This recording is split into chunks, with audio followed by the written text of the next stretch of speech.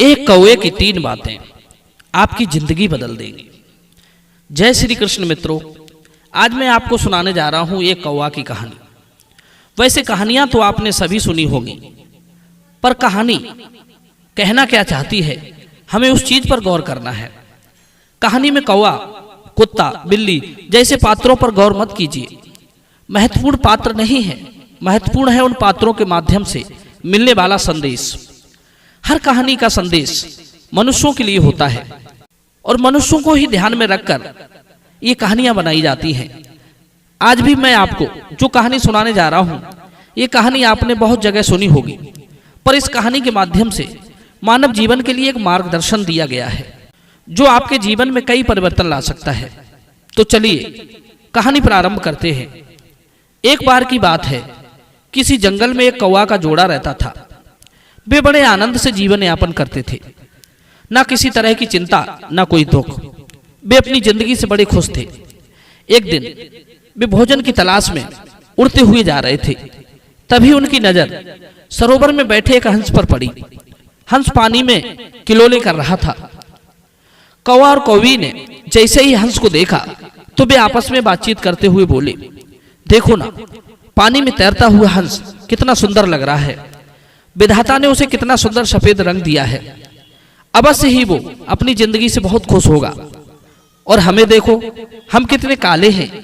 लोग हमारे रंग रूप से नफरत करते हैं, और तो और कोई हमारी बोली भी सुनना पसंद नहीं करता।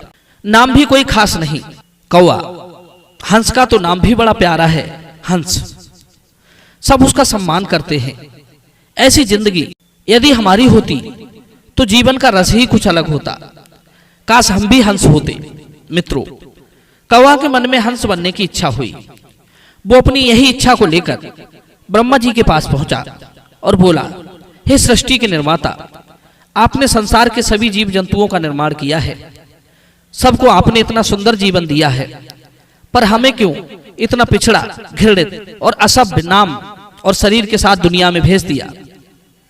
हम अपने रंग रूप, गुण और नाम से खुश नहीं हैं। हमें आप कौवा की जगह हंस बना दीजिए। कौवा की बात सुनकर ब्रह्मदेव बोले, हे कौवा, हम तुम्हें अवश्य हंस बना देंगे, लेकिन हंस बनने से पहले आप हंसों से पूछ तो लीजिए, क्या वे अपने जीवन में खुश हैं या नहीं।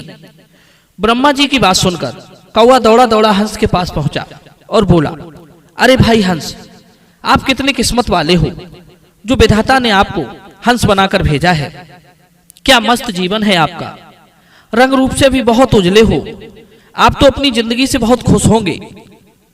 कौवा के इस प्रकार पूछने पर हंस ने कहा, भाई, पहले मैं भी यही भ्रम पाले था। मैं समझता था कि मैं ही समस्त पक्षियों में श्रेष्ठ और सुखी हूं।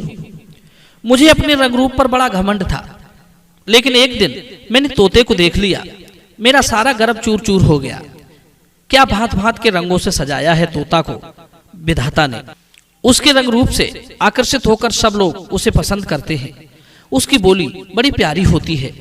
मेरी दृष्टि में तोता सुंदर भी है और सुखी भी है। हंस का जवाब सुनकर कौवा ब्रह्मा जी के पास भागा भागा गया और बोला, भगवान, मुझे आप तोता बना दीजिए। तोते का जीवन बड़ा सुखी है। उसकी लाल लाल चोंच और हरा हरा शरीर लोगों को बहुत भाता है। नाना भांत के फलों को खाकर मस्त रहता है। ब्रह्मा जी बोले, हे वत्स कौवा, मैं तुम्हें अवश्य ही तोता बना दूंगा, किंतु एक बार तोते से भी मालूम कर लो, जिसकी तुम इतनी प्रशंसा कर रहे हो, क्या वो अपनी जिंदगी से खुश है। ब्रह्मा जी की बात सुनकर कौवा तोते के पास पहुंचा और बोला, हे तोता, क्या मस्त जीवन है तुम्हारा। लाल और हरा रंग कितना जमता है तुम पर। तरह तरह के फलों का रस लेते रहते हो। अवश्य ही आप अपनी जिंदगी से बेहद खुश होंगे। कौवा की बात सुनकर तोता बोला, हे कौवा, वैसे तो मैं अपने आप को पक्षियों में श्रेष्ठ और सुखी समझता था, लेकिन जब से मैंने मोर को देखा है तब से मेरी सोच ही बदल गई है। विधाता ने मुझे तो सिर्फ 2 ही रंग दिए हैं, पर मोर के पास तो कई रंग होते हैं। जब वो नाचता है तो भांत भांत के रंगों से बने उसके पंख कितने सुंदर लगते हैं। दूर दूर से लोग नाचते हुए मोर की सुंदरता देखने के लिए आते हैं। मोर दुनिया का सबसे सुंदर और सुखी पक्षी है। तोता की बात सुनकर कौवा को लगा कि मोर ही श्रेष्ठ पक्षी है। वो भागता भागता ब्रह्मा जी के पास पहुंचा और बोला, हे जगत पिता, मुझे आप मोर का रूप दे दीजिए। मोर ही सबसे सुंदर और सुखी पक्षी है। ब्रह्मा जी ने कहा, वत्स, दूर से देखने पर रेत भी पानी सा प्रतीत होता है। एक बार जाकर मोर से भी पता कर लो क्या वो अपने जीवन में खुश है या नहीं। कौवा ब्रह्मदेव की बात मानकर मोर के पास पहुंचा, जो एक जंगल में झाड़ियों में छिपा बैठा था। कौवा कहने लगा, हे मोर भाई, क्या मस्त जीवन है तुम्हारा। तरह तरह के रंग तुम्हारी सुंदरता बढ़ा रहे हैं। जब तुम रंग बिरंगे पंखों को फैलाकर नाचते हो तब लोग तुम्हें देखने के लिए आते हैं। स्वर्ग जैसी जिंदगी तो आप ही जी रहे हो। सभी पक्षियों में आपको ही श्रेष्ठ दर्जा मिला है। आप अपनी जिंदगी में अवश्य ही सुखी होंगे। कौवा की बात सुनकर मोर कहने लगा, अरे कौवा, क्यों मुझसे हंसी दिल्लगी करने आ गया। सुखी जिंदगी तो तू ही जी रहा है। तुझे किसी तरह का कोई भय नहीं है। ना कोई तुझे पिंजरे में बंद करता है और ना कोई तेरा शिकार करता है। जहां मर्जी हो वहां घूमो फिरो, जहां मर्जी हो वहां बैठो, कोई तुझे कुछ नहीं कहता। तेरा रंग रूप और तेरी बोली ही तेरी ढाल है।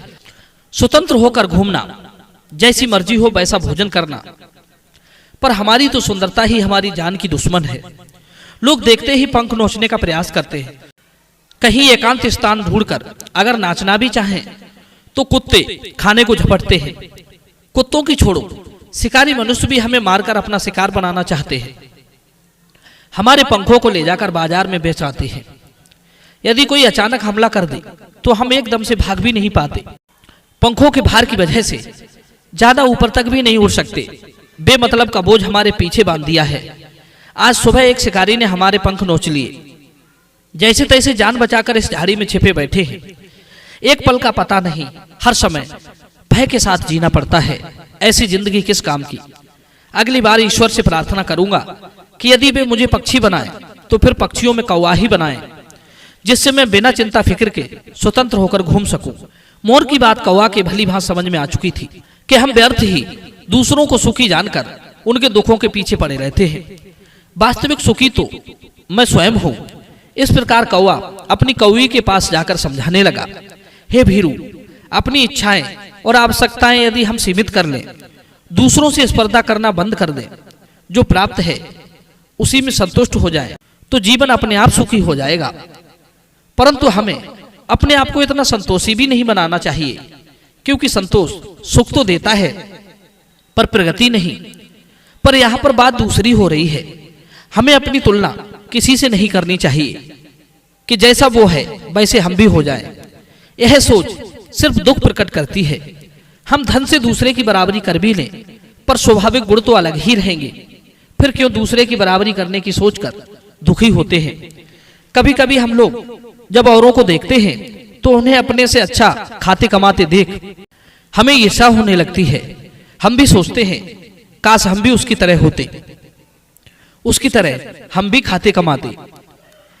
यह सोचना तो ठीक है, पर उसके जैसा बनना कठिन है। अक्सर जिन्हें हम अधिक सुखी समझते हैं वे अंदर से बहुत दुखी निकलते हैं। ये तो पास में रहने पर ही पता चलता है। कहते हैं दूसरे की थाली में घी ज्यादा नजर आता है। हम हमेशा दूसरों के सुखों के पीछे भागते हैं, अपने सुखों को नजरअंदाज करते रहते हैं। भगवान ने हर जीव को विशेष बनाया है। सबके सुख भी उसके स्वाभाविक गुणों के आधार पर भोगने के लिए मिलते हैं, उसके कर्म के आधार पर मिलते हैं। सुख और दुख हर प्राणी मात्र के पास है। कोई किसी बात से सुखी है तो कोई किसी बात से दुखी है। किसी का सुख ही दुख का कारण बन जाता है। कोई दूसरे के सुखों को देखकर ही ईर्ष्यावश दुखी रहता है।